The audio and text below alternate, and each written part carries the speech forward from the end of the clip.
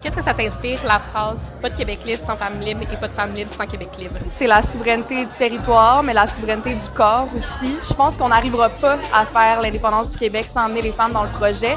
Et je ne voudrais pas d'un Québec où les femmes ne pourraient pas y être indépendantes. Donc, selon moi, l'un ne va pas sans l'autre. Ça va ensemble comme un peu l'environnement va avec le Québec libre. On pourrait être la place la plus progressive où est-ce que les femmes sont émancipées. Je suis tout à fait d'accord avec cet adage-là. En mettant de l'avant un des deux enjeux, l'autre vient avec, puis qu'on a davantage l'occasion d'en débattre, d'en parler, puis de trouver des solutions ensemble, puis de faire avancer ces deux causes-là de manière frontale puis simultanée. Ça me rappelle le Front de libération des femmes du Québec et je suis 100% d'accord avec ça. Ça nous rappelle l'histoire et c'est tout à fait vrai. Les femmes représentent 50% de la population.